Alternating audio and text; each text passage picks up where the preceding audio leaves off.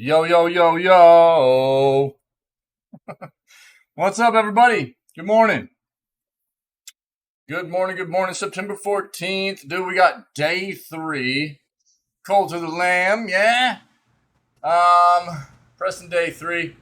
Feels good, man. The game's a lot of fun. I don't know what we're playing next, to be honest. We got about a half a month left till Scaretober hits, and then we're going to be getting deep into our horror-esque kind of month-long adventures, and a lot of Dead Space, a lot of Scorn. So it's exciting, but I don't know how long we're going to be in Cult of the Lamb. We'll figure out what we play next. But that's the plan for today. So actually what we're going to do obviously our news segment, right? So we'll do September 14th edition of Video Gaming News. Then we're going to move on and we're going to do we're going to do a bit of a recap. We're going to go back and watch the VODs from the Nintendo Direct showcase that happened yesterday and the PlayStation showcase that happened yesterday. So, yeah, we're going to do that in between doing our news and our day 3 of Cult of the Lamb, okay? So that's the plan. On that note, let's get over here and do what we do. Check out this video gaming news, all right? Hope everybody's day's going well. Thanks for being here. It's good to see you guys. Let's go.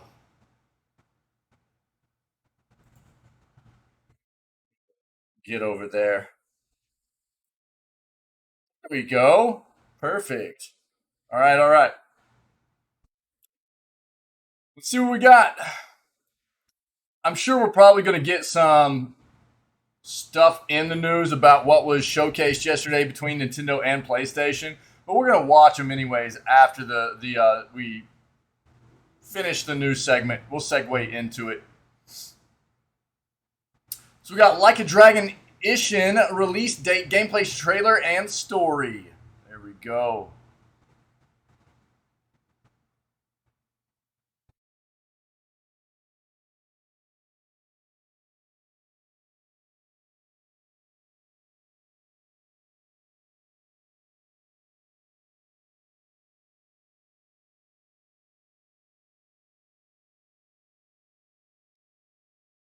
Yeah, this is just more about Square Enix diving into the NFT blockchain Web3 space of gaming. They are like diving in head first, and I'm not real thrilled.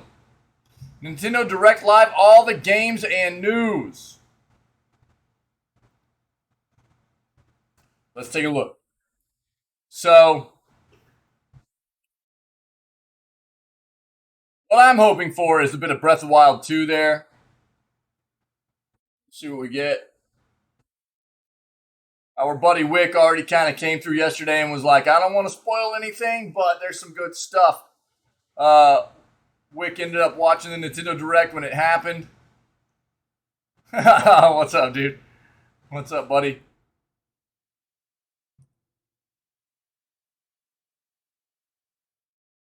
Speak of the devil there.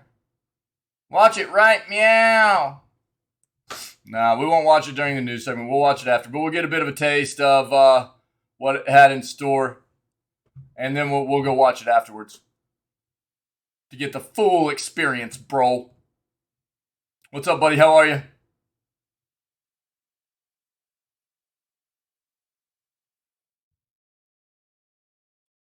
Square Enix shutting down PS5's worst game before something about it being old.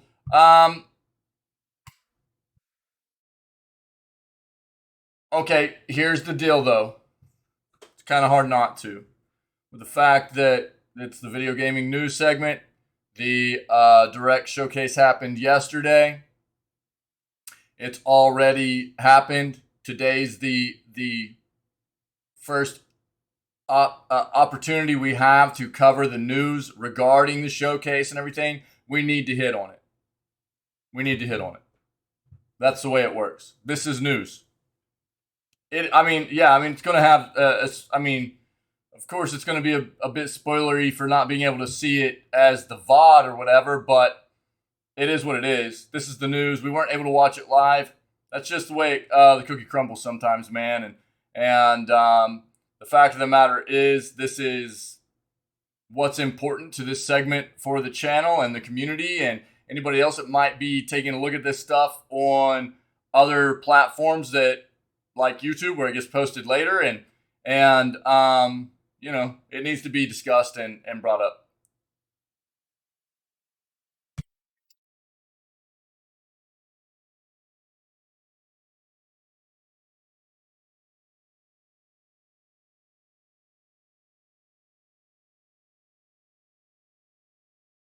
So, I mean, it's fine. It's we were going to see it later on in the showcase anyways. Whatever happens, you know, we're still going to watch it.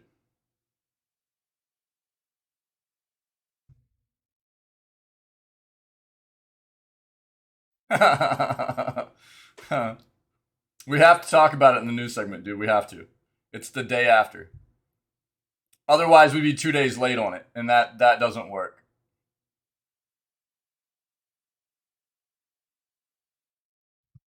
Western Digital announces official Fortnite SanDisk storage. What? Is it what?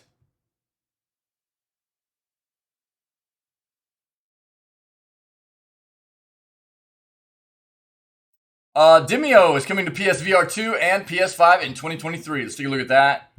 Kayla, what is up, my friend? How are you today? Good to see you. Good to see you. Tactical turn-based title Triangle Strategy comes to PC. Take a look at that.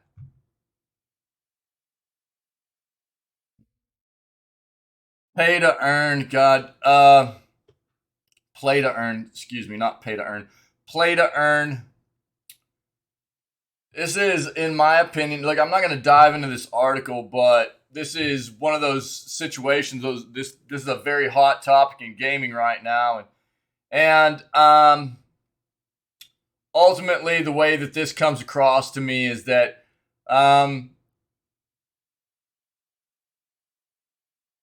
it's basically what a lot of corporations and people have done for quite a while in games that weren't actually play to earn specific. I mean, you talk about a lot of like big RPGs and stuff like that. I mean, take World of Warcraft, for instance.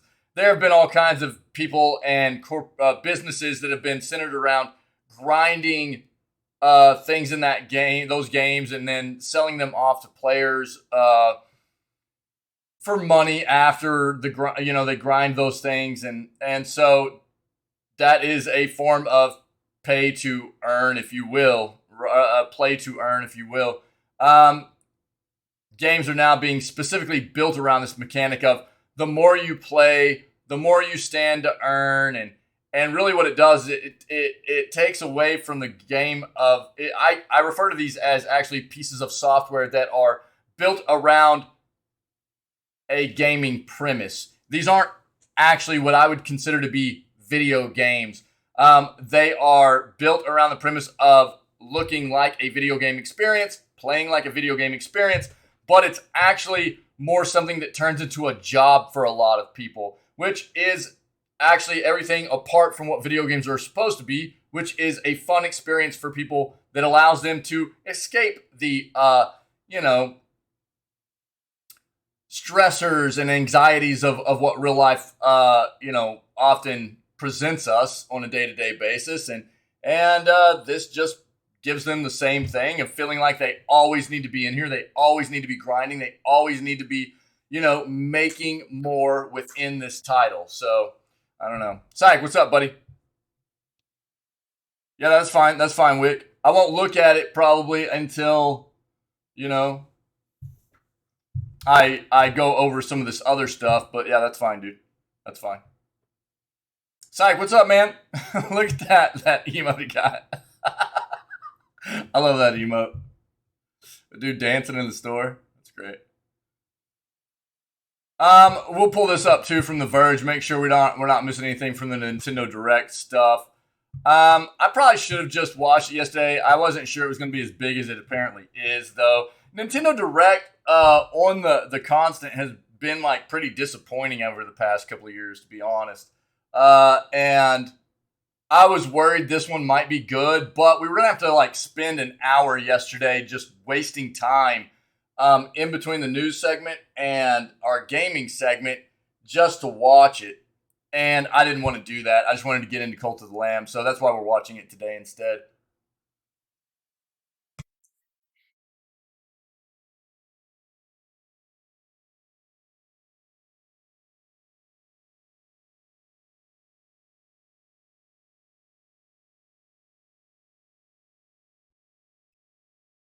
Man,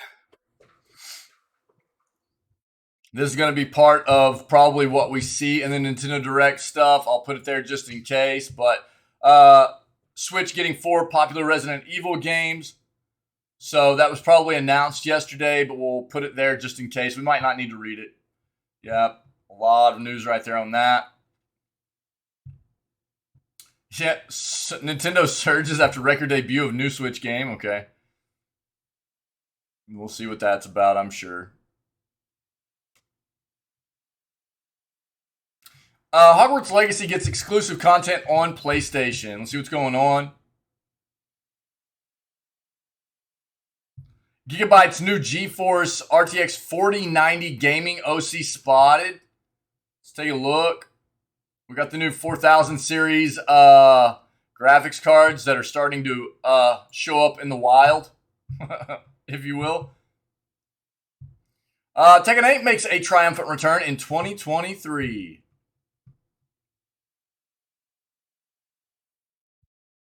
We're going to start off with the Nintendo stuff, by the way. That's where we're going.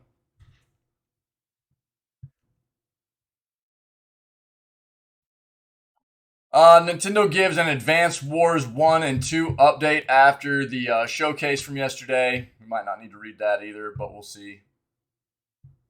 And Nintendo announces new N64 games for Switch Online. Oh, Bond? Oh, they're showing Bond right there. All right. Let's pivot. Let's go into our other search. That is not correct spellings. There we go.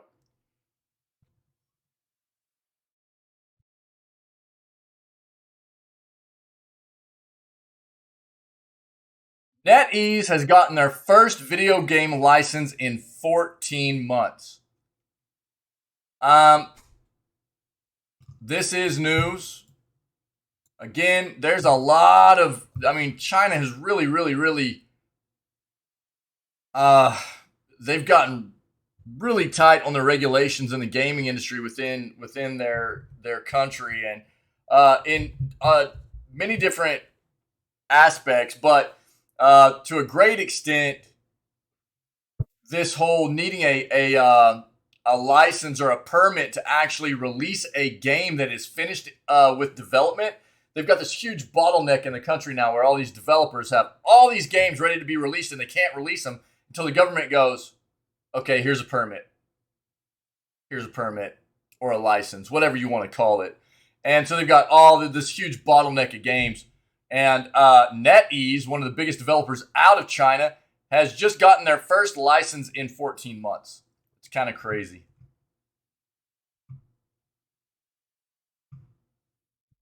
Yo, did you get me that link, dude? What's up? Where's it at?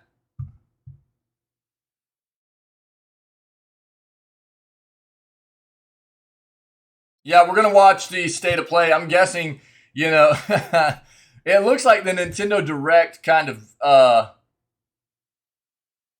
greatly overshadowed the PlayStation state of play that happened yesterday evening.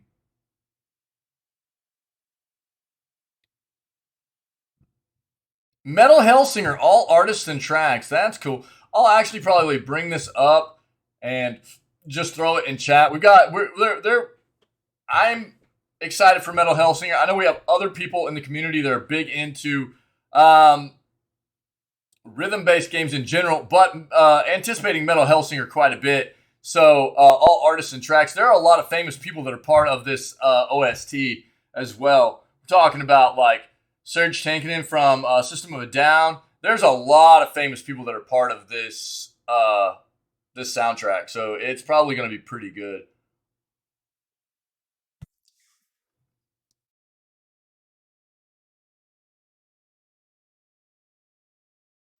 Play GoldenEye on Xbox, not Switch, for this reason. We'll read that. Mech fans, this is the game you've been waiting for. Let's see what's going on there.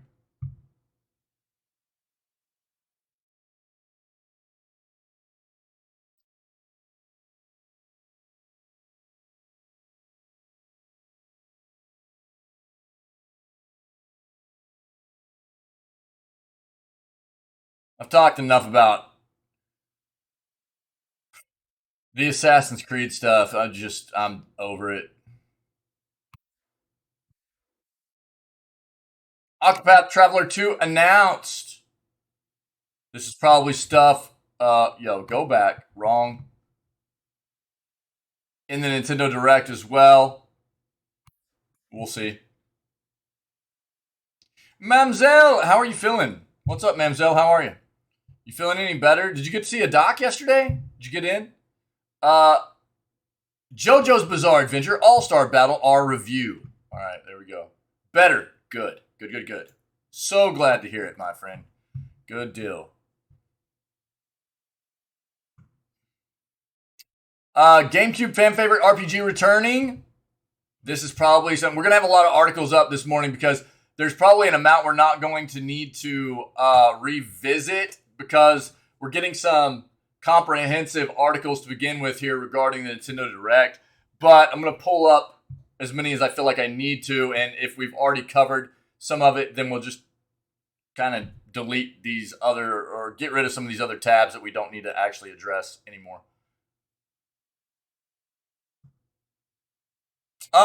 Kirby's Return to Dreamland Deluxe announced, release revealed. Gamer, what's up? Wick is probably going nuts. Cool. Pull that up too. Gamer, what's up, my dude?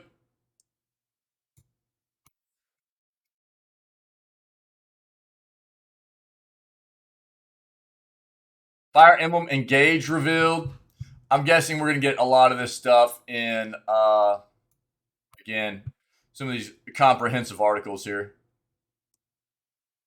Pokemon Unite reveals next Pokemon. Okay, for any Unite fans out there, we'll take a look at that.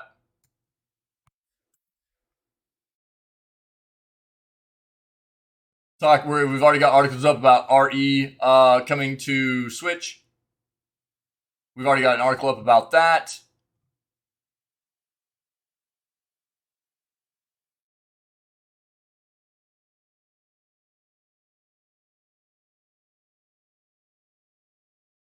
Chip Theory Games announces the Elder Scrolls Betrayal. Let's see what's going on here. FF7 Reunion release date revealed.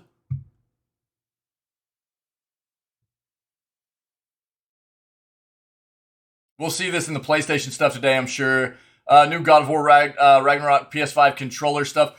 We've already seen some of the. I'm not going to pull this up. We've got enough articles today. It looks like a lot right now, but we were not going to hit all these, I'm quite sure.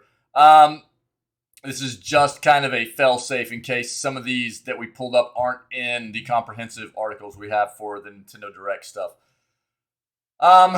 We've already seen where the God of War Ragnarok is really trying to make use of all functionality of the PS5 controllers. And we've already seen some like gameplay, short gameplay of what they are doing with the controller specifically, like swiping up on the sensor to do like shield slams and stuff. It's kind of wild. You know what? Let's just stick with this. We'll see where we get, okay? Let's stick with what we have right here. Chip Theory Games announces the Elder Scrolls Betrayal of the Second Era. Betrayal of the Second Era is a cooperative 1 to 4 player game based. Hey, shut your pie hole, buddy. No. But thanks for asking. What's up, Bingy? Let's try this again.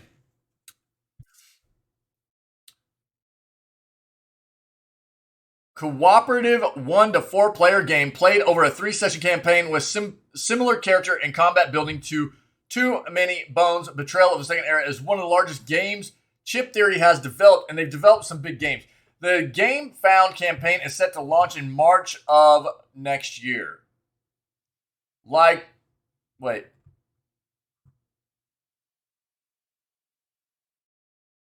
So this is tabletop. Yep. Like the video games, players can expect a mix of exploration, character building, delving into dungeons and combat. Tabletop combat.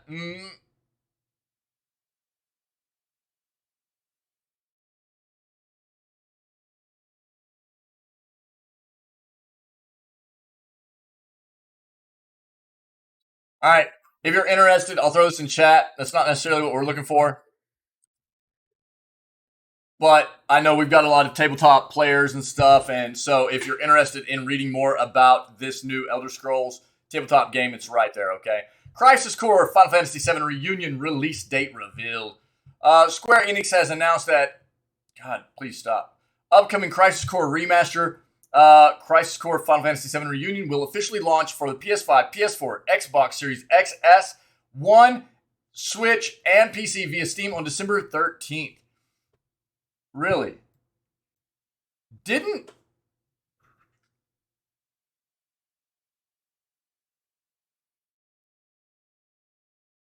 So Final Fantasy VII Remake was only for PS originally, right? And then it was an Epic exclusive right away, correct?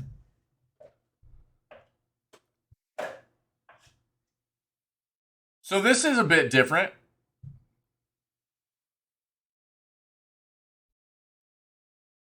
Am I wrong? I mean, that's the way I remember it, right? Final Fantasy VII Remake, I am almost positive was a PlayStation exclusive until it finally got its PC port December of last year. Not wrong. Thanks, Mamzo. Yeah, December of last year. I think it came out on like the 16th of December last year on PC, and it was an Epic exclusive. This is a bit of a weird pivot here. I like. So, Crisis Core FF7 Reunion is going to officially launch for PS5, PS4, Xbox Series X and S, Xbox One, Switch, PC, and on Steam on December 13th. Previously, the title had a more nebulous release window of winter 2022. While the initial announcement happened during Nintendo Direct, which we're going to watch after the news segment today, Square Enix quickly confirmed that it was not just for the Switch, but for all announced platforms on the same exact date. In addition to revealing the exact launch date, a new launch trailer was released showcasing more combat and in-game cutscenes featuring protagonist Zack Fair and other characters like Cloud, Sephiroth, Aerith, and more. Check out the new launch trailer for yourself embedded below. We are not going to watch the trailer right now because we're going to watch the Nintendo Direct live, VOD of the Nintendo Direct showcase, okay? While the graphics might initially lead some to align Crisis Core FF7 Reunion with FF7 Remake, that's only partly true. While FF7 Remake was, well, a remake, Crisis Core FF7 Reunion appears to be much more faithful remaster. What? Well, no. What? Be a much more faithful remaster of the original PlayStation Portable exclusive that will stick to the original video game story rather than go off on its own tangent like FF7 Remake, okay? As noted above, Crisis Core FF7 Reunion, or as Square Enix formats it, Crisis Core FF7 Reunion is set to release for the PS5. Well, sorry. I'm saving. We're going to get through all this and we're going to watch both the Nintendo Direct and PlayStation showcases. So I'm covering all the news from it, but we're going to watch the showcases after the news. Sorry. I announced that yesterday. I'm sticking to it. So, sorry. PC via Steam. I don't know. We can watch it. It's fine. It's whatever. It's probably good for the news segment. It's fine. We'll watch it. PC via Steam on December 13th. It's fine. We'll watch it, and we'll just recap everything with watching the. Here you go. The entire showcase after. It's fine. Now it's good. We're good. This is the way it should be done. This is the way it should be done. Good news segment. This makes sense.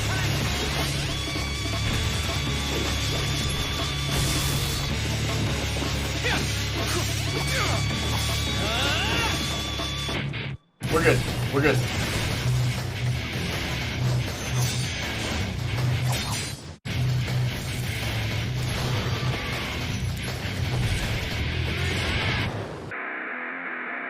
Oh yeah, baby.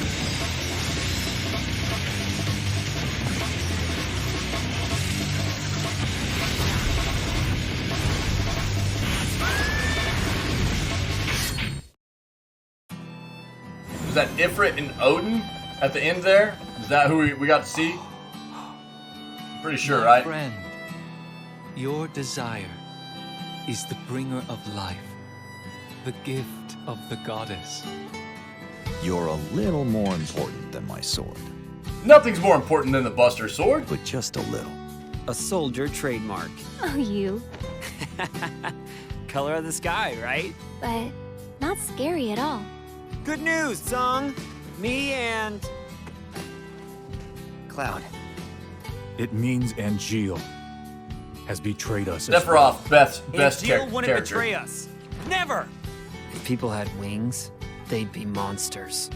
Zack is boss. They don't Actually, you know who my symbolize favorite monsters. character in the game is? Your glory should have Vincent. been mine. How petty.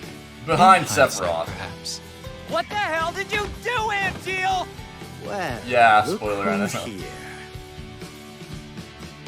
Depending on In what original happens, FF7, I may Vincent is my abandon dude. I love Vincent. Angels dream of He's one like a thing, vampire and everything. Please, tell me. to be human.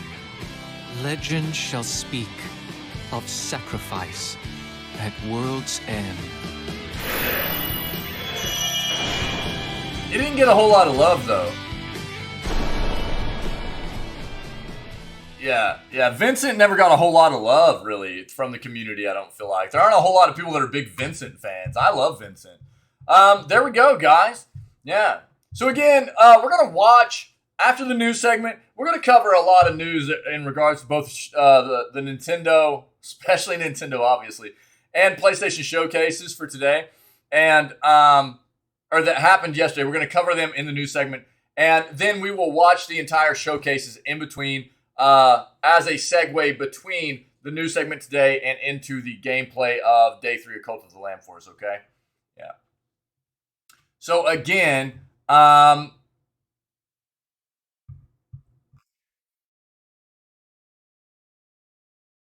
this is appearing to be a much more faithful remaster of the original PS Portable exclusive that will stick to the original video game story rather than go off on its own tangent, like we saw with FF7 Remake, okay? So that is what the thought is coming with this game right now, okay?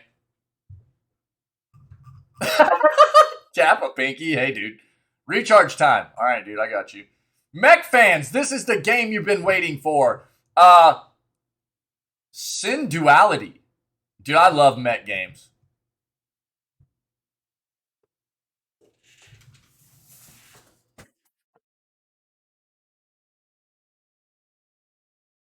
See that old bad boy right there? Look at all those old mech, the collection of mech games right there. That's some old school boxed, you know what I mean? Let's go. I love mech games. The Sony State of Play was pulling out all the stops as far as Japanese IPs are concerned, and Bandai Namco joined in on the fun with an offering to the mech gods. Sin Duality is all the mech action you could ever want, dressed in the gameplay of Nier. What's not to like, right? See what this is.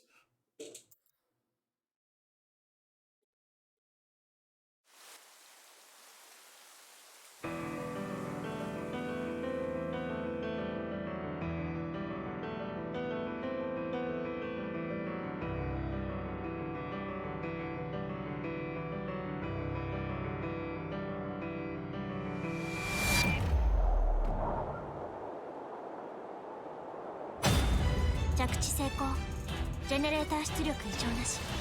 基礎巡航プログラム異常なし。おはようございます。今日もしっかりと稼ぎましょう。栄養採掘ポイント近いです。これはフェアサイズのものです。高熱系 Yeah, it の looks 石 decent. デ Yeah. ータベースにない新種のエンダーズと思われます。My big question is, it does look like the mech looks different from time to time, so different kinds of upgrades, changing your mech around and stuff, that's big, right? That's big for mech lovers.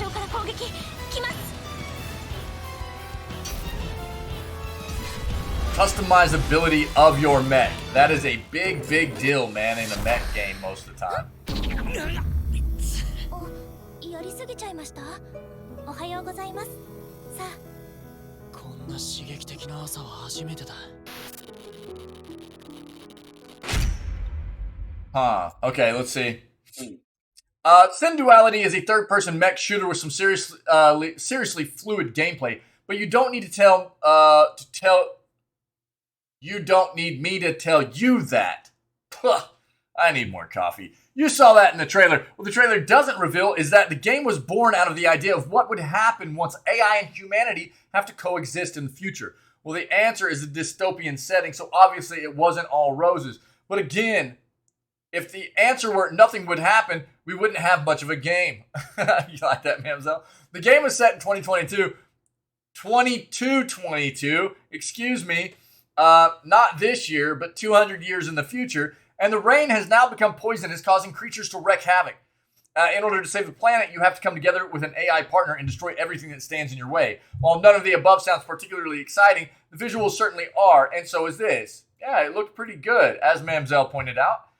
Sin Duality will feature PvPvE. We talked about this yesterday.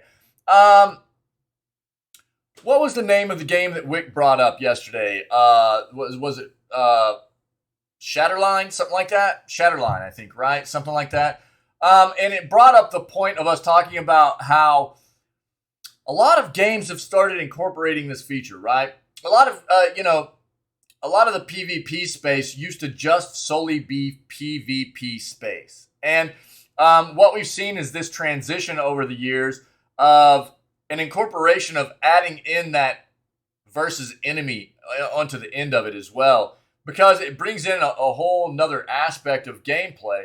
And one of the things that kind of came to mind to me is what we've seen. A lot of MOBA games have done this for a long time now. You know, you got the PvP aspect, but you've also always had the versus enemies part of it as well. And it seems like a lot of other genres that incorporate a live service kind of competitive PvP aspect are starting to incorporate this versus enemy aspect as well. And I think it's good. It allows them to really bring in a totally different kind of gameplay in different ways, depending on what the gameplay involves, to their titles. And it's really neat to see the different creative kinds of ways that developers are incorporating this into the competitive PvP space. While playing online, other players will be trying to clear their mission, and in doing so, can get in the way of you clearing yours. That's all the sparse details we have, but a good PvPvE elements always adds excitement, and it's what has me colored curious about Sin Duality, which will release in 2023 tentatively. There's always room for delays, right, chat? But yo, that looks cool. Sin Duality. Nice. That looks pretty neat. Okay. Hogwarts Legacy gets exclusive content on PlayStation consoles. Hogwarts Legacy, the Haunted Hogsmeade Shop. Exclusive quest. We'll watch this. Let's read about this first. Hogwarts Legacy is by far one of our most anticipated games. Today we got to see just a little bit more of the game in motion. The PS4 and 5 will get an exclusive mission for those who pre-order, and that was showcased at the PS State of Play, which we're going to watch after the news segment. Let's find out a little bit about the Felix Felicis recipe, as well as the Haunted Hogsmeade Shop. Fans, the new trailer provides a glimpse, which we will watch in a moment, at the Haunted Hogsmeade Shop quest, an eerie mystery adventure involving Hogsmeade shopkeeper Madame Mason, which will be available only for PS5 and PS4. Fans who pre-order the game for PlayStation will also receive the Felix Felicis potion recipe. All additional exclusive PlayStation content can be unlocked upon completing the Haunted Hogsmeade Shop quest and associated dungeon, including the in-game shopkeeper's cosmetic set. Players who complete the Haunted Hogsmeade Shop quest and associated dungeon will also get exclusive access to their own shop in Hogsmeade, where they can sell items and gear at rates better than anywhere else in the game. The game is finally coming to on February 10th of 2023 to PS4, Xbox One, PS5, Xbox Series X and S, PC, and a Switch version at some point in the future. Okay, let's watch this.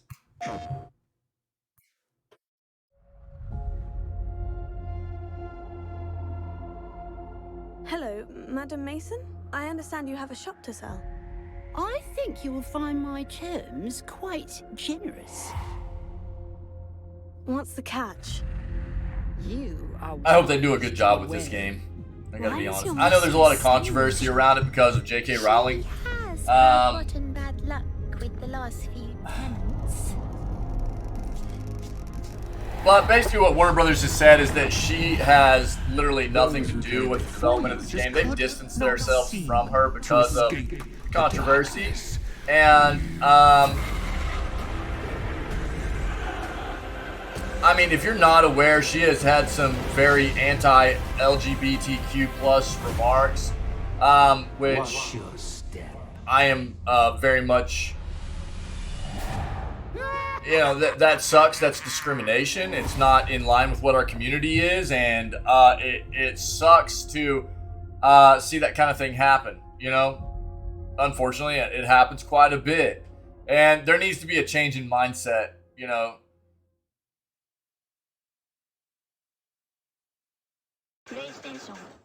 Same reason why that looked cool though. That looked cool. Same reason why again AGDQ or Games Done Quick has decided to not hold their in-person event this year in Florida is because of the Don't Say Gay law, you know, and discrimination. Man, it sucks. They've basically come out and said that they don't feel comfortable holding the event live because they don't feel like it's a safe space for their employees, the community, the people that are going to be running, everybody involved with their event. They don't feel like it's a safe space, and that sucks. You know, that it's terrible. But again, WB, the developers, Warner Brothers developing the game, has said that they have distanced themselves from JK, and there's nothing official on this front, but she has been. Oh, okay. Okay. All I've ever seen was that she had some negative remarks regarding the community. If I apologize if she has come out and said some things in support, then I apologize. Yeah. Do you have any kind of links or anything, Syke? Oh, really? I mean, obviously, you know, man, what's his name?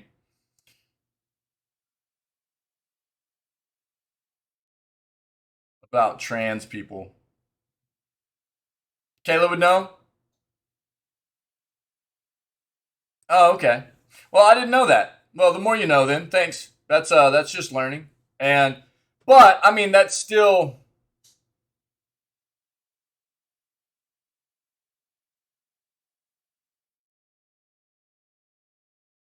it's still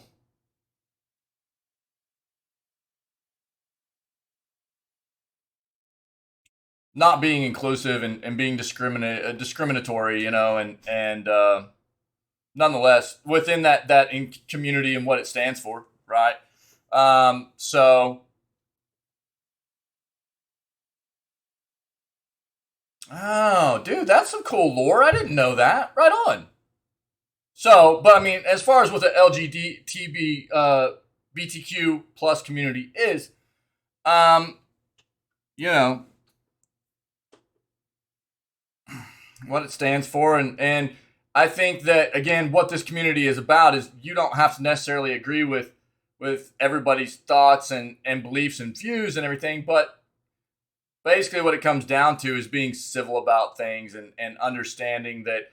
I think as long as people are good people and they're not out to hurt other people and, you're not trying to groom others to your views or whatever, then why should it matter to you what other people, you know, are about and what they think and view? As long as they're not hurting other people, they're inherently good people and they're not trying to push their beliefs on other people or whatever, then, you know, I don't know. So in and of itself, what that entire community, the LGBTQ plus community stands for, and apparently she has said some things that are still discriminatory regarding specific groups within that. So I think that's why, right? Well, again, not as a whole to that group, but within specific parts of that group. It does seem like there's a little bit of some discrimination going on regarding specific parts of that group, specific that she is not fond of. It seems like. But I didn't know as a whole that it wasn't just everything part of the, you know, that she was against. So that's education for me, and I appreciate it, guys. But ultimately, I think just people having a more open mind, being accepting of who people are and who they want to be, and I think is just a better way to go about. If it doesn't hurt you, what defines it? And that's a hard thing. I understand that. It's a hard thing. Absolutely. Yeah. That's a tough thing to address. It really is. It really is. No doubt about it. No doubt about it. Yeah. And that's not what this segment's about. So we'll move on. I understand that that's a tough thing. That's a tough thing for people to address. Absolutely. So that's news. I appreciate you guys making sure that I am educated on exactly what was going, this entire situation revolving around JK. My thing is, I love the Harry Potter world.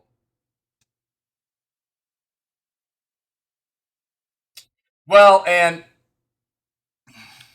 I get everything that surrounds it. I do.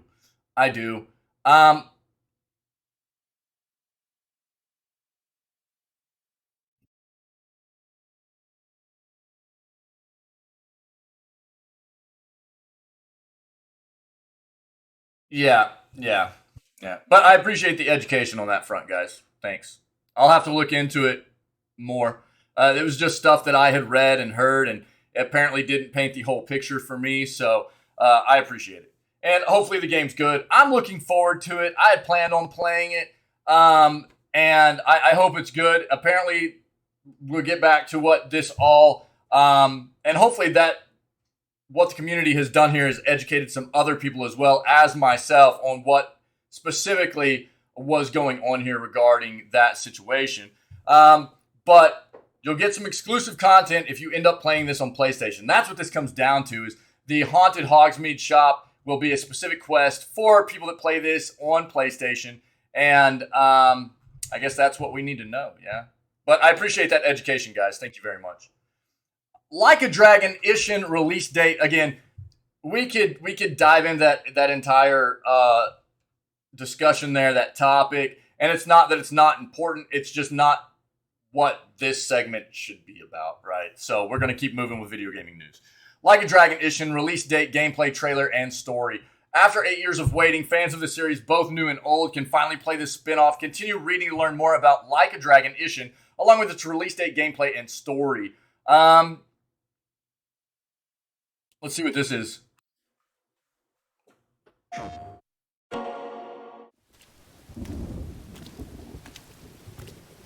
And I don't know exactly what her quotes were either regarding all that stuff. I would have to go take a look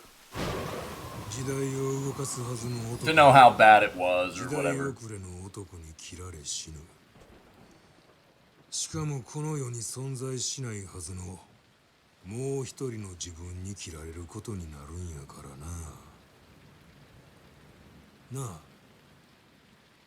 坂本龍馬さんよ。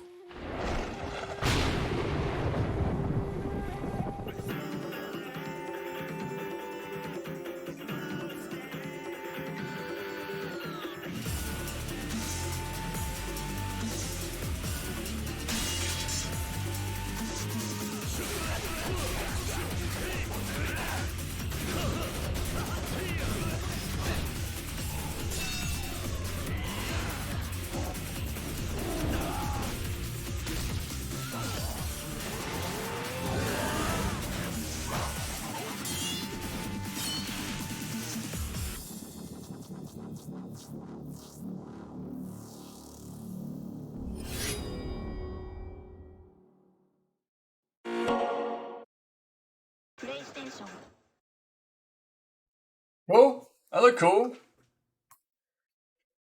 Like a Dragonition will release on February. Is that a specific date? On February.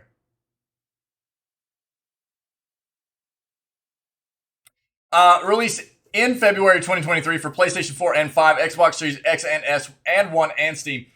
Game will be rebuilt from the ground up using Unreal Engine 4 and a first in the series. A remake of the 2014 game Ryu ga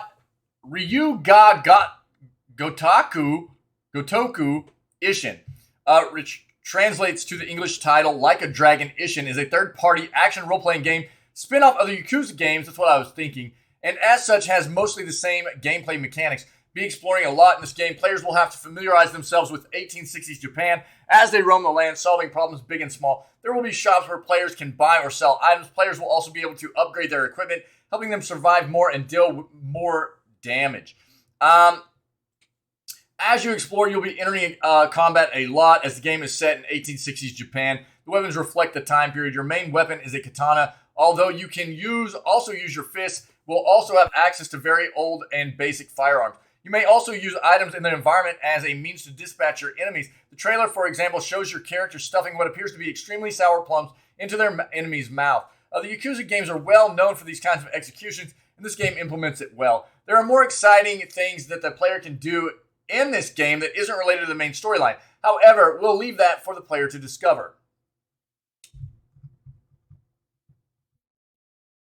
Okay. If you're interested in learning more about this game specifically, you can watch the live stream during the RGG Summit 2022, which will happen on the Sega Twitch channel today at like 1 o'clock our time. So we're talking like 6 hours from now, I think. We'll keep this up. We might watch that today. We'll see where we get. Nintendo Direct Live, all the games and news from the September 2022 event as it happens.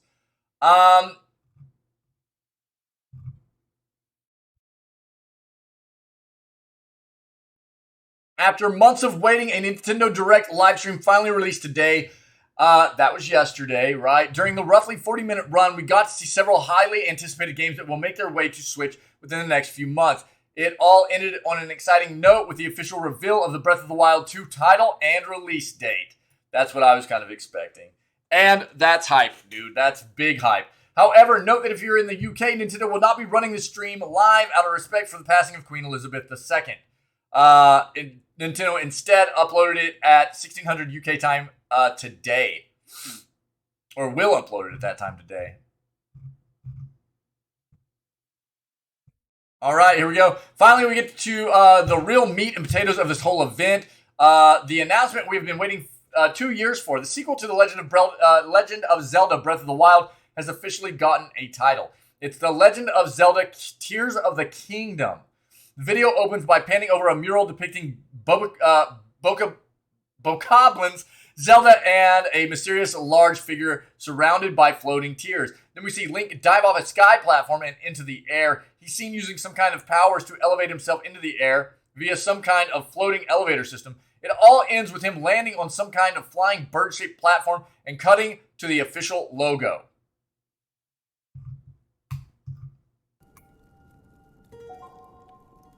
Why did this start so late? What was that?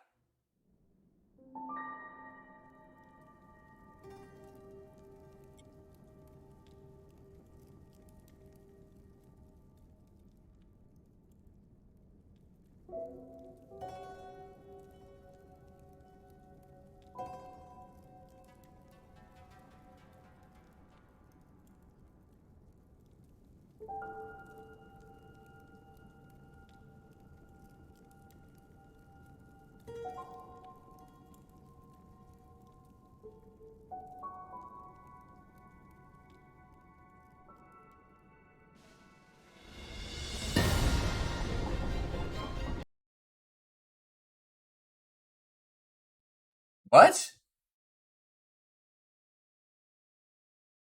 Dude, what is up with this site? This website keeps like reloading and stuff. It's really weird. Hold on.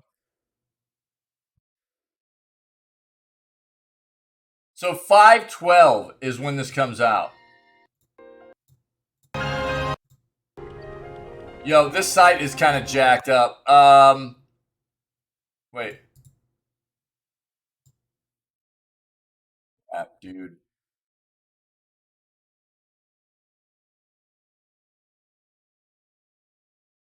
Let me reopen that.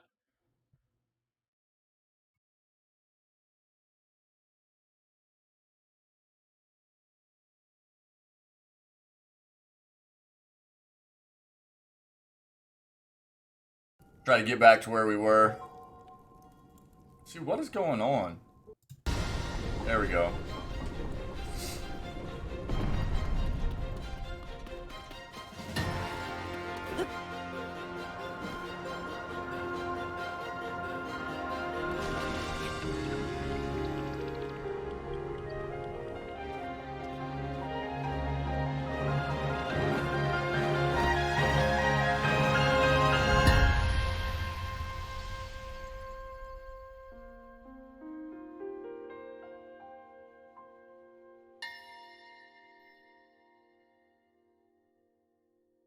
What, May? Is that what they said? May 13th, I think?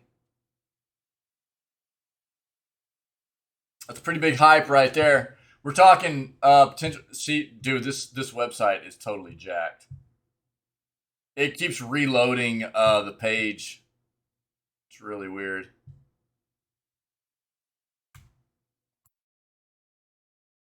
$5.12. So May 12th. We're talking like potential game of the year, early game of the year winner right there. Yeah. Kirby's Return to Dreamland Deluxe. Kirby's Return to Dreamland Deluxe brings fresh new aspects to this classic game. Players can now enjoy the adventure with up to 4 players total in local co-op on the same system. No one has to settle for being anyone other than Kirby, as there are at least 4 different Kirby colors to choose from. I know that I'm hankering for some more Kirby fun after beating the hit that is Kirby in the Forgotten Land. Grab Kirby's Return to Dreamland Deluxe when it launches on February 24th. One day, a spaceship crash lands on planet Popstar. To help Magalore return to his home planet, Kirby and his... Guys, I'm sorry. This site is kind of trash. Feels really good.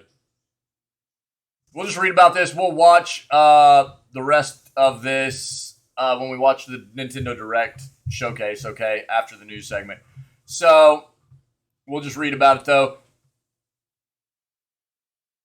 Alcina Dimitrescu, I can't remember how to say her name, affectionately called Lady D by the internet, and her entire frightful family are coming to Switch on October 28th of this year. So just before Halloween, via cloud streaming. That's just in time for Halloween. Play through Resident Evil Village, the horror game that had everyone talking about it last year. 3 other RE games are coming to Switch sometime in 2022 as well. First, there's RE Biohazard, which has a story that directly leads into RE Village with Ethan Winters checking out the creepy Baker family in search of his wife. Then there's RE2, which follows Leon S. Kennedy and Claire Redfield as they take on ghoulish enemies and uncover corruption in Raccoon City. Finally, there's RE3, which follows Jill Valentine, who must survive Raccoon City's mutated denizens and avoid a powerful entity known as Nemesis, who hunts her relentless. So all of these coming to Switch, yeah?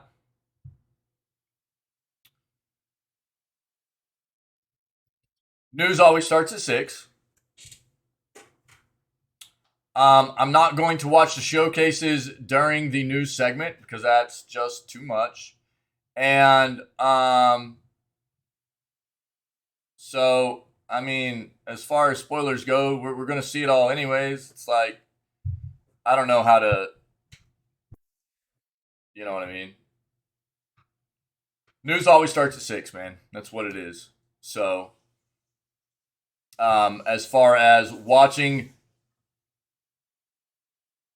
I know what you're saying, man, but it's legit. Like, also, I can't just watch the entire showcases and also add that, like, within the news segment to the what gets uploaded as the news segment to YouTube. So it makes it a bit different to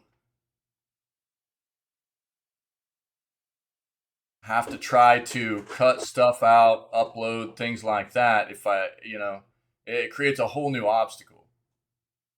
So it is what it is. Probably, I mean, with now the way everybody's addressing it, I should have just waited and watched the Nintendo Showcase yesterday. And now that I know the way this played out, that's what I'll do moving forward. Obviously, the PlayStation Showcase we wouldn't have gotten to watch because it was just too late. But I should have just waited and watched the Nintendo Showcase. Nintendo Showcases usually are kind of dull, to be honest. For like the past 2 years, Nintendo Showcases have been fairly bleak, and then it's like the one that we don't watch live is the one that now I've had people saying this morning, and it's like it is what it is. This is what we do every morning. This is the news segment. It's important to cover this stuff, and the news segment always starts at 6:00 a.m., right? I mean, so that's what we have to do. And watching the VODs within the news segment, that can't be uploaded because that'll get copyright strike. You know what I'm saying? Watching the entire news segment.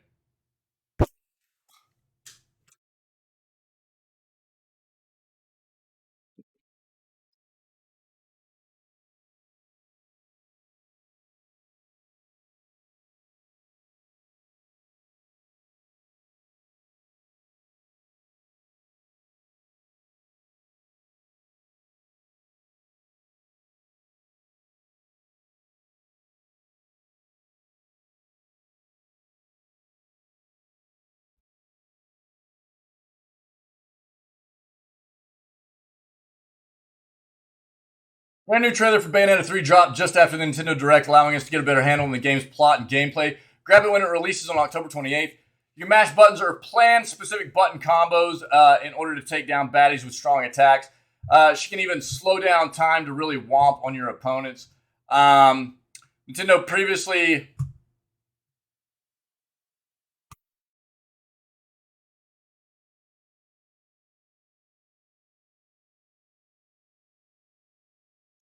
announced that Switch Sports would receive a golf update soon, but now we know the update has been delayed until this holiday season.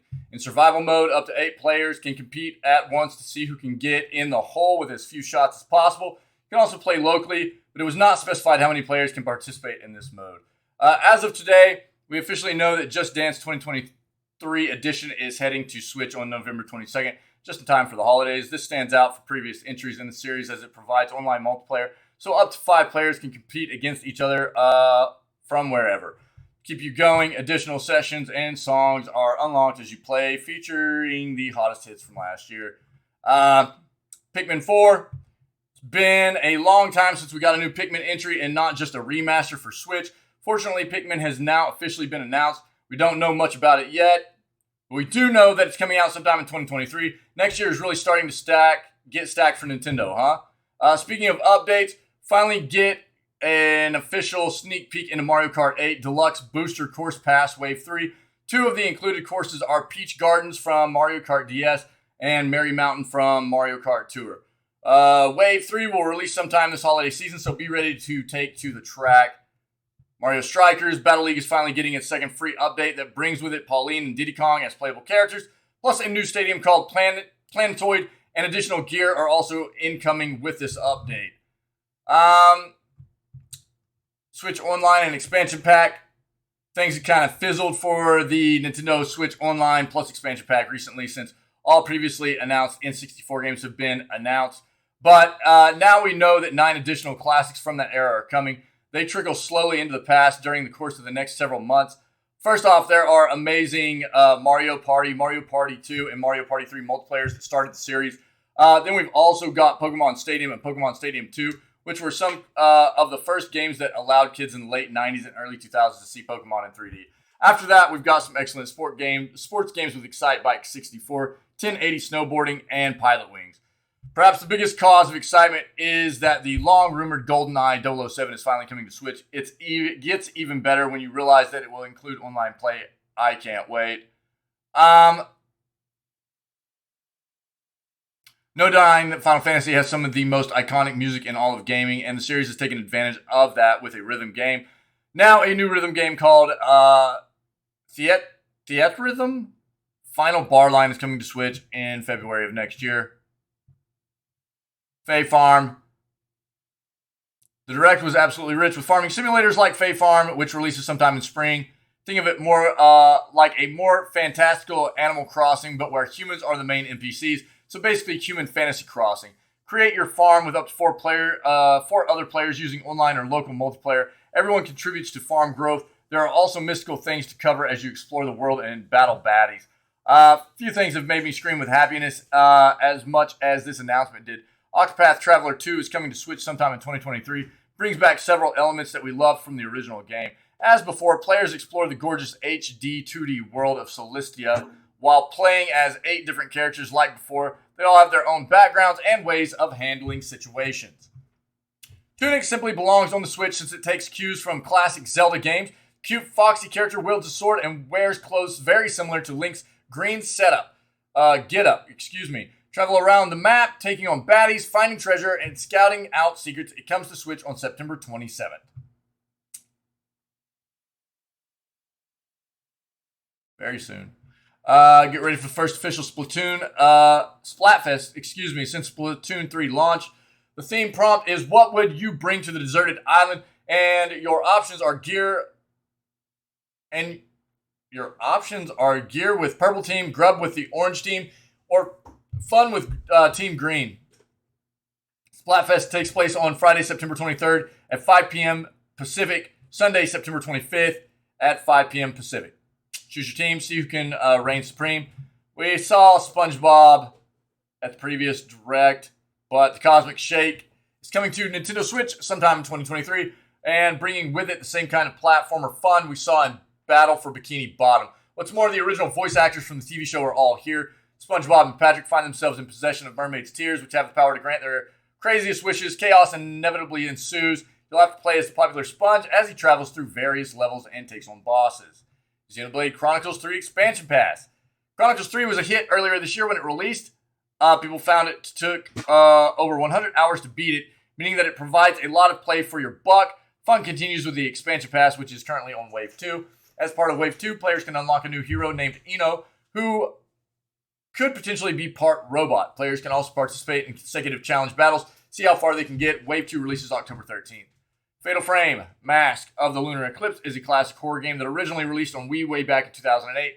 The idea is that you play as a young woman with nothing but her camera obscura, which has the power to capture evil ghosts. Like a horrific version of New Pokemon Snap, players get more points the better the shot they take is. The catch is that in this case, the better the shot, the more damage you deal your spectral adversaries. It's coming out sometime in 2023. It Takes Two. Won Game of the Year in 2021 at the Game Awards. It's a co-op adventure where players take on the roles of a fighting married couple who get turned into their child's dolls. Work together to navigate themed levels as you work to rebuild your marriage and turn back into humans. What's more, you can invite a friend to play the game with you for using Friends Pass. As per the Nintendo website, players will need to install the Friends Pass free trial. You must both be playing on a Switch in order to go co-op together. Fire Emblem Engage. Engage is all about teaming up with classic warriors from previous Fire Emblem games. The titular Engage refers to letting you inherit weapons, skills, and other abilities from these characters. Players take on the role of a character known as a divine dragon as they strive to save the continent of Ilios from the fell dragon. As part of this journey, characters from 4 kingdoms will come together with a common enemy.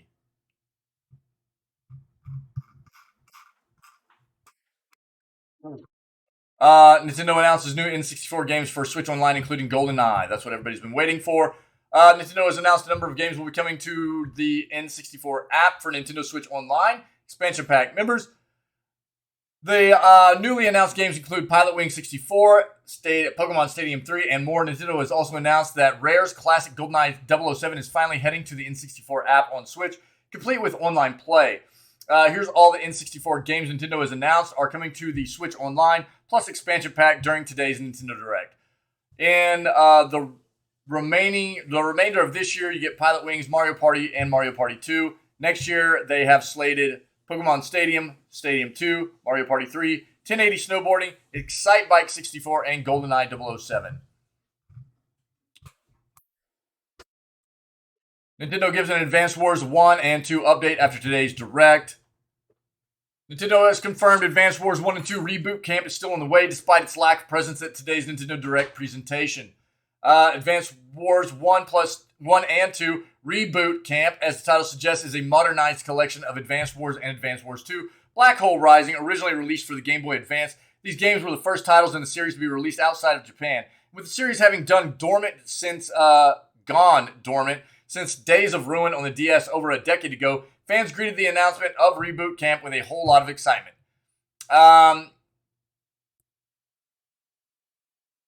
While Nintendo never directly mentioned Russia's invasion of Ukraine as the reason for the game's delay, the implication was pretty clear. The company likely did not want to be seen as insensitive to current events by releasing a light-hearted anime-style war game with a real war suddenly dominating worldwide headlines.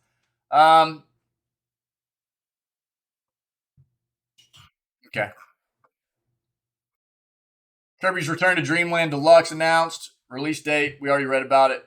It'll release on Switch on February 24th of next year. Octopath Traveler 2 announced. Release date revealed. As part of yesterday's Nintendo Direct, Square and Nintendo announced Octopath Traveler 2, sequel to the first, set to launch for Switch on February 24th of next year. Title features a set of 8 new protagonists to play as. The announcement is notable in part because the mobile title Octopath Traveler Champions of the Continent was released earlier this year, which seems to indicate that Square feels pretty confident in its franchise. While initially announced for the Switch, it seems fair to assume that Octopath will also release for other platforms in the future. The original video game was exclusive to the Switch at first before later being released for PC, Stadia, and Xbox One. While the platforms themselves might differ, it seems fair to assume it will eventually appear elsewhere. GameCube fan favorite RPG returning with new remaster.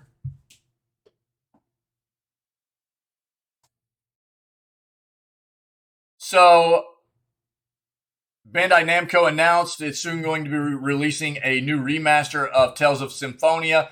Initially released on GameCube, Tales of Symphonia went on to later get an HD release on PS3 in the form of Tales of Symphonia Chronicles, which came packaged with its sequel. The game also launched on PC via Steam back in 2016. Now Bandai Namco is looking to re-release Tales of Symphonia once again with a new remaster that's slated to land on PS4, Xbox One, and Nintendo Switch.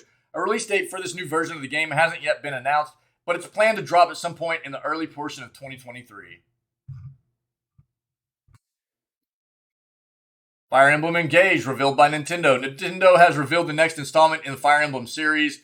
Yep, Three Houses back in 2019 was launched. Now Nintendo is gearing up to launch the next entry in the franchise, which will be entitled Engage. While Engage will tell a new story in the world of Fire Emblem, it looks like it will also be incorporating elements from many previous entries as well.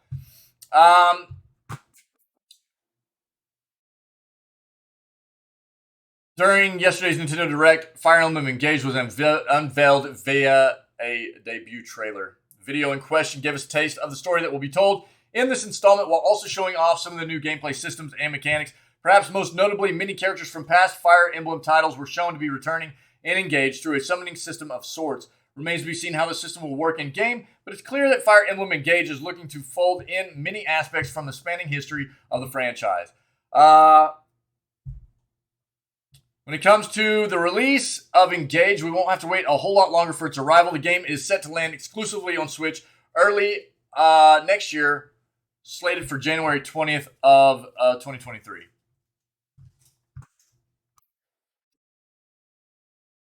Play GoldenEye on Xbox, not Switch, for this reason.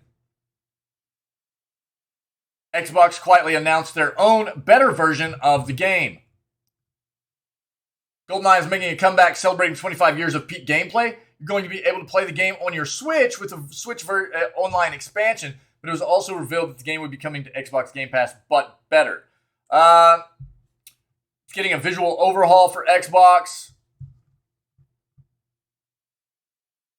The remaster release date, neither Switch or Xbox version of the game have a release date yet. We're going to have to wait till we find out more about when it's coming out. That's it. Visual overhaul.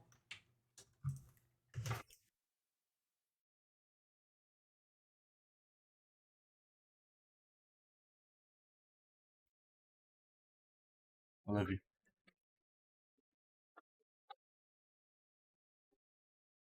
The Xbox version won't have online multiplayer. You will have split screen multiplayer so you can invite your friends over for a gaming session, which could be fun. Graphics will also be improved and look much better. All things the Nintendo Switch version of the game won't have, since it'll just be ported from the original with minimal changes. Gigabyte's new GeForce RTX 4090 gaming OC spotted. Ada isn't far away.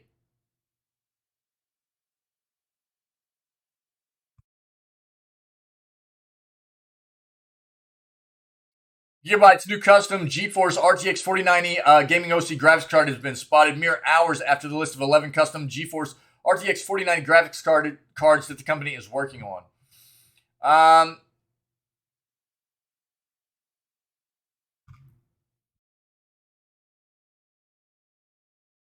NVIDIA should be announcing its next-gen Ada Lovelace GPU architecture at its upcoming GTC 2022 event.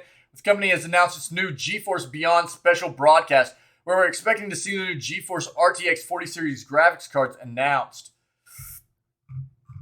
So that's coming. Switch getting 4 popular Resident Evil games. We talked about it.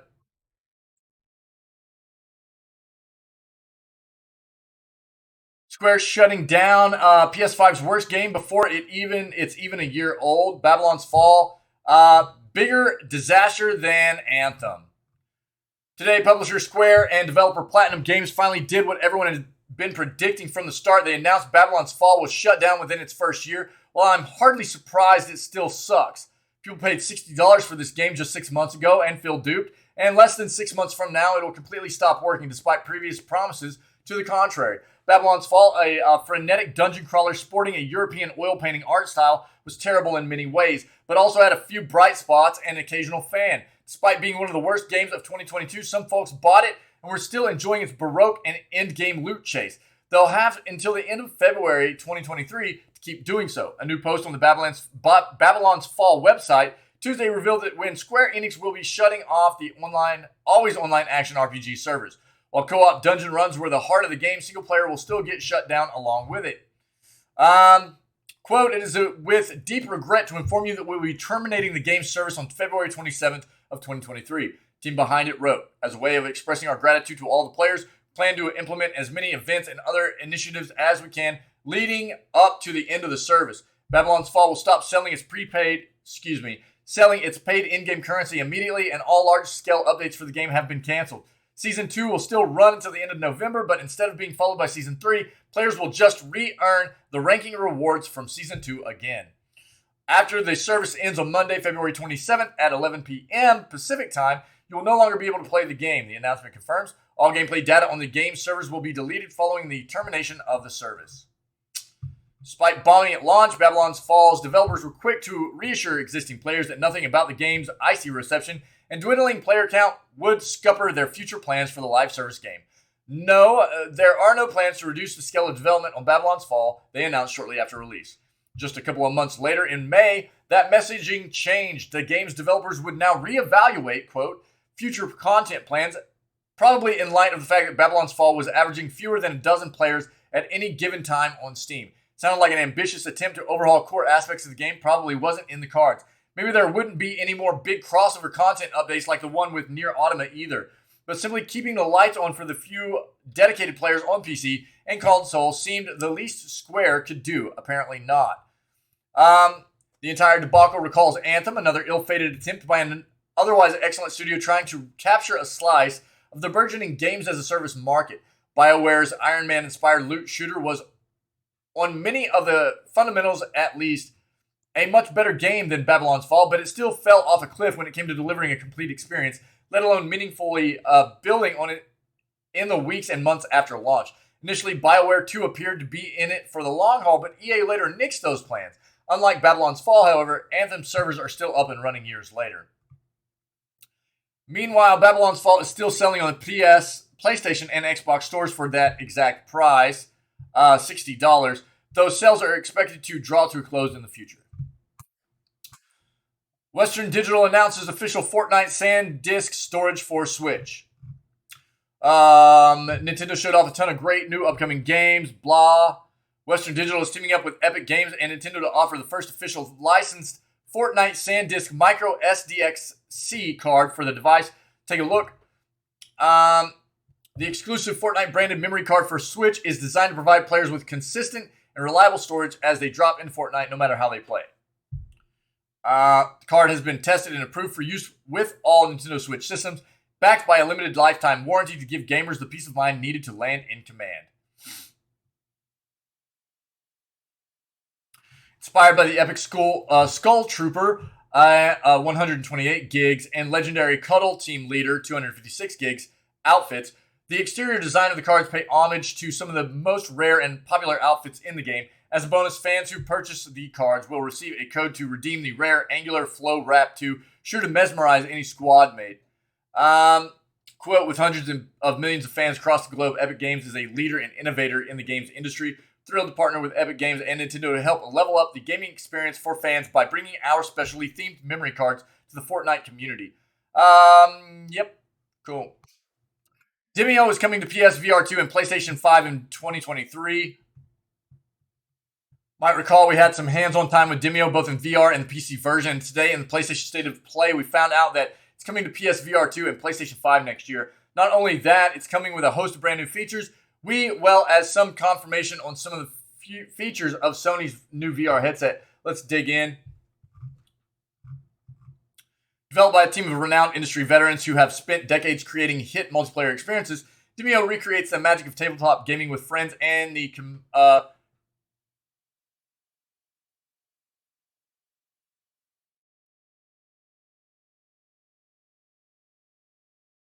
What?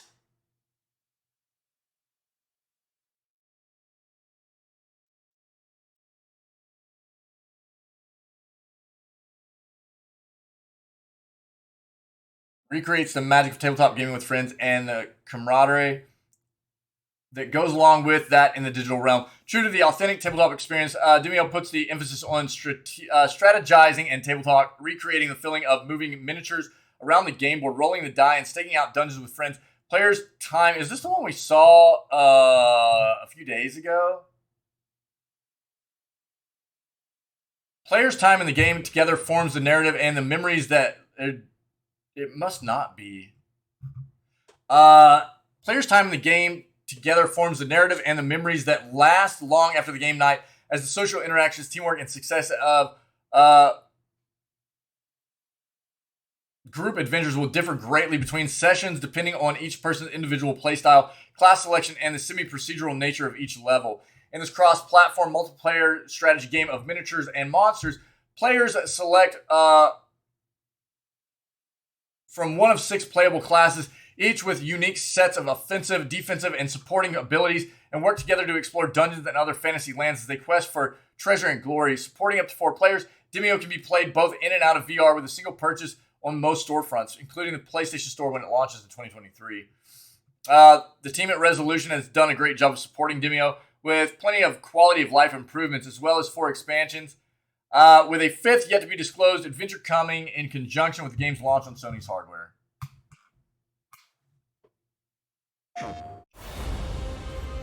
Ready for battle. Let all monsters beware.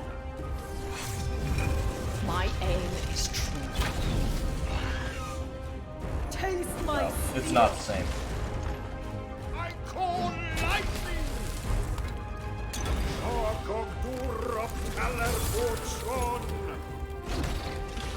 Bullseye. Go back to the abyss! Little dear bat! You will be destroyed! I summon fire!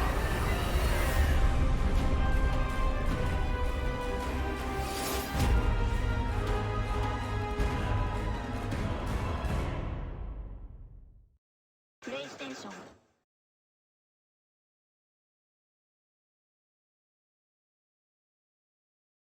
Tactical turn-based titles, Triangle Strategy comes to PC mid-October. Triangle Strategy was well received here at Gaming Trend, and now it's finally coming to PC. Square announced the game is headed to Steam on October 13th, having previously released it on the Switch on March of this year. Triangle Strategy offers a complex tactical battle system that utilizes a lush interactive RPG environment. Players will have the ability to choose from 3 different philosophies: pragmatic, utility, virtuous, morality, or liberty, to help shape the story. Select from 30 characters, create their own unique battle team, utilize unique attributes, set movement per range offered by each character, as well as use special attacks and skills that consume a limited but rechargeable pool of tactical points per character. Level up characters by using them in battle to increase their attributes and unlock new special attacks and skills. Upgrade individual attributes and character classes, making them more effective in combat.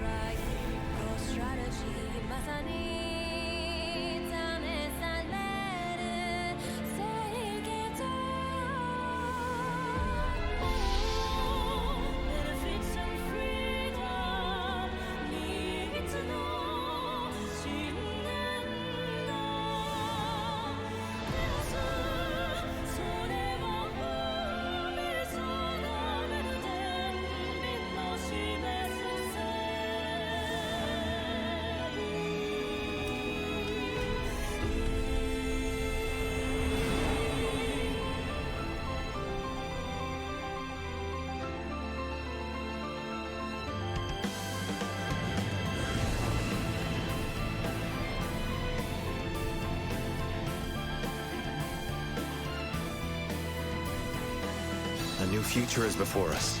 A bright future. Today, we fight not for glory or pride, but for survival. For the future.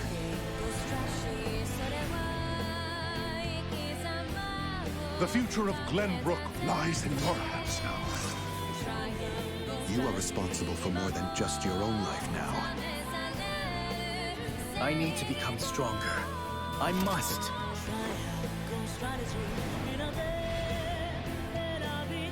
A war to end all wars. A war whose victor shall rule Norzelia in her glorious entirety. You have grown strong, Frederica. May my powers be enough to make you see the light.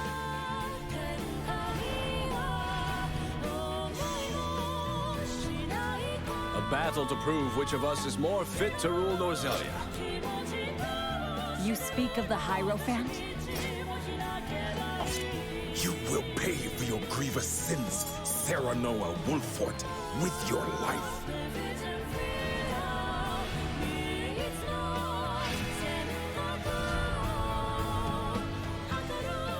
As long as I keep walking, there will always be hope. This battle is but the first step on the path Lord Serenoa has laid before us. Let us take this first step together and rejoice. Come what may, my steps shall never waver.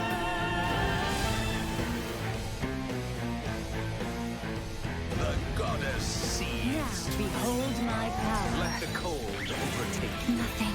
You are free of sin. You are free. I'm behind you. To victory! Cordelia! Why? Not another step. I will leave you defenseless. You'll pay for what you've done to my family. Everyone has the right to choose their own path based on their own convictions. Seal the might of my magic. Think you can take it? I care only that you and the legacy of House Wolford are safe and secure. Can you handle my might? It is you who should be seeking mercy. I swore an oath to Lady Destra. Power to your wings no longer. I'll restore this kingdom to its rightful glory. I promise to do all in my power to see us through this safely.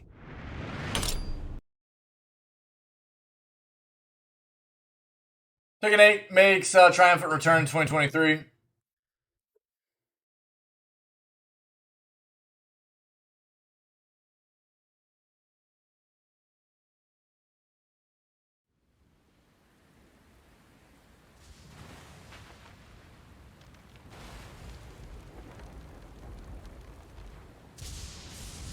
俺たちはこの世に存在するべきではない。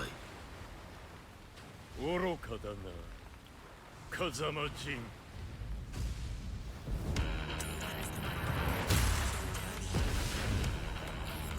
Fight!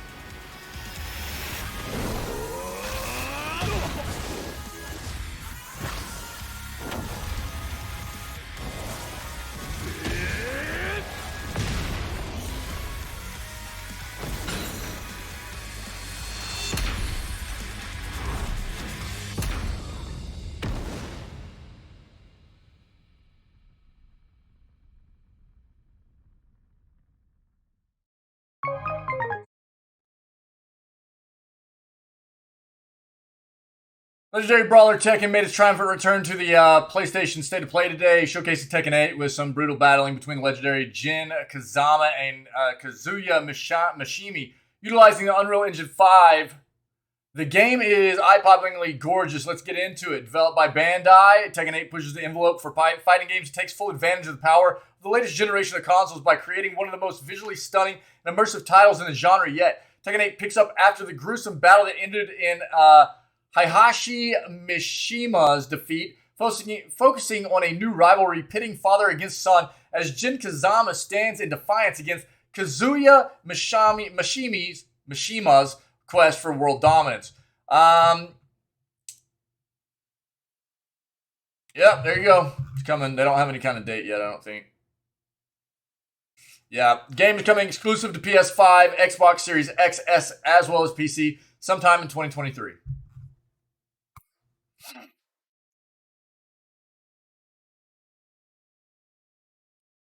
Apparently, NetEase has gotten their first license to publish video games within China in 14 months.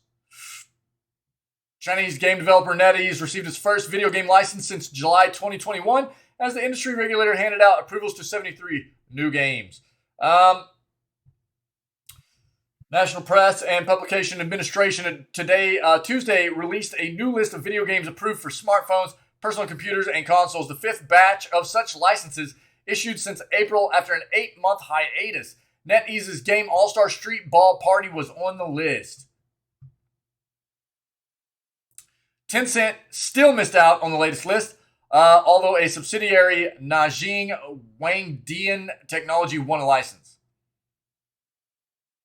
Since April, China's game industry regulator has granted license to 314 domestically developed games, less than 23% of the total issued in 2020.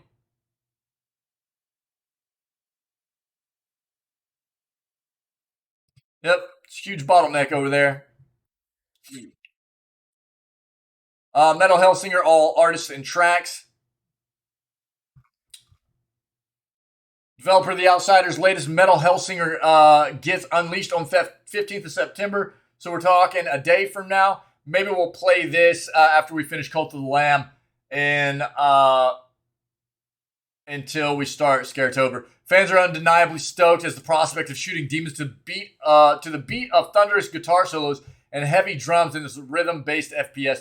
In addition to its main gameplay hook, Metal Hellsinger is also getting a lot of traction thanks to the game's excellent soundtrack comprised of music made in collaboration with artists from all across the metal and rock and roll scene.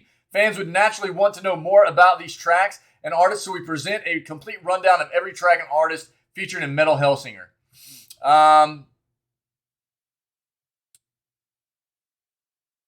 These are the artists.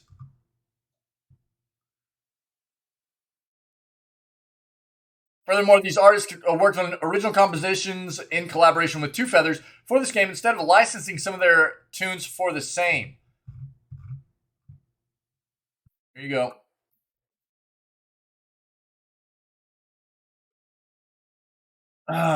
JoJo's Bizarre Adventure All-Star Battle R review. More fighting and less adventure. Haruhiko Araki's JoJo's Bizarre Adventure has been running in the pages of Shueisha's various Jump magazine for 35 years. In that time, fans have seen 9 different generations of its main characters in their own stories, multiple anime adaptations, and plenty of video game entries to boot. A select few have actually released outside of Japan, but thankfully they have been the cream of the crop so far. In fact, JoJo's Bizarre Adventure is celebrating its massive 35th anniversary by taking on one of the better ones in a new way. Developed by favored video game studio CyberConnect 2, and originally released in 2013, JoJo's Bizarre Adventure All-Star Battle was the fullest experience to that point, as it reached across then 8 different parts for playable characters, stages, and aesthetics. Now, JoJo's Bizarre Adventure All-Star Battle R can finally take its place with a much meatier version of this experience that fans of the series definitely should jump into. It just might not have enough of a draw for everyone else. There are definitely some majorly notable differences between the two releases. All-Star Battle R not only has the expected visual fidelity improvements that come with remastering a title, but with 10 brand new characters not seen in the original release. These new additions have had their material carried over from JoJo's Bizarre Adventure Eyes of Heaven, but you'd be hard-pressed to point out the key differences in these characters from the other originally in the title. Also, some new stages included to reflect these new additions, but the biggest draw in terms of new material are the tweaks that have been made under the hood. There have been many changes to how the actual game plays, with easier-to-launch moves. And although there are over 50 characters, it's pretty easy to pick any of your favorites and just jump right in without a lot of trouble. It's the best way to play the original title and is certainly a must-have for fans of JoJo's Bizarre Adventures, manga, or anime, but it's likely not going to have the same level of pull for curious onlookers. While many of the changes are welcome for the older release, one of the new shifts has been to condense the story and challenge mode from All-Star Battle into the new All-Star Battle mode in All-Star Battle R. Takes the matches from those original modes and places them on a grid organized into each part. These matches then offer either important fights in the story, such as Jotari versus Dio in Stardust Crusaders, but also fun what-if matches like Bruno Bucchiari, I don't know how to pronounce that, versus Funny Valentine, who originally from Part 7 Still Ball Run, takes place during Golden Wind.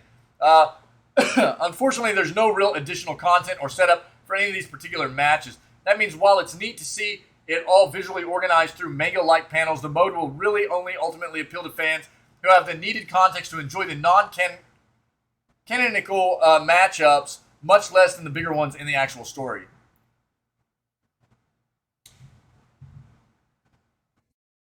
Together with the lack of context in the All-Star Battle mode, the rest of the package starts to stick out more. Exploring other options such as online fights doesn't really amount to much either, as the fights I've tested out since the game's release are bogged down with terrible slowdown, virtually unplayable in some of the worst cases. So even if everything looks cool and super moves are full of personality, it's hard to find the drive to keep going as a single player. Rating 3 out of 5. I don't know. There you go. Pokemon Unite reveals next Pokemon.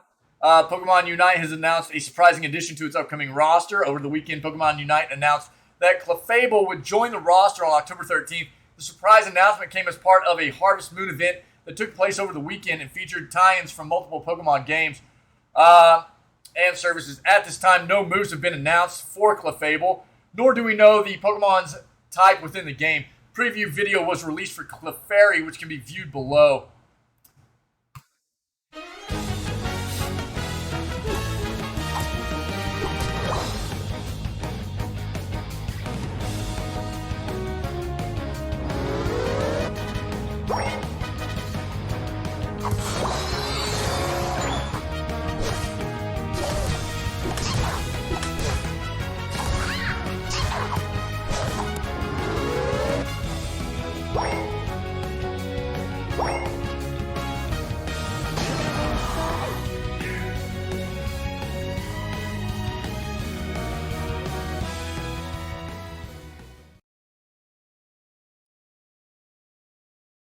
Clefable follows a string of new additions to Unite, geared around the game's first anniversary.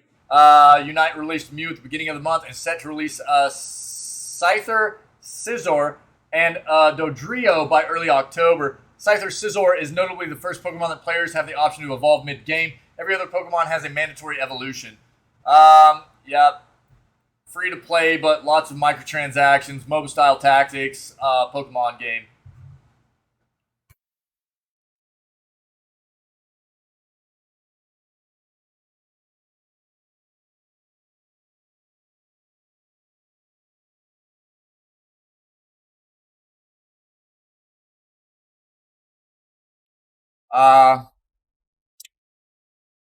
So, I don't know. We'll move on.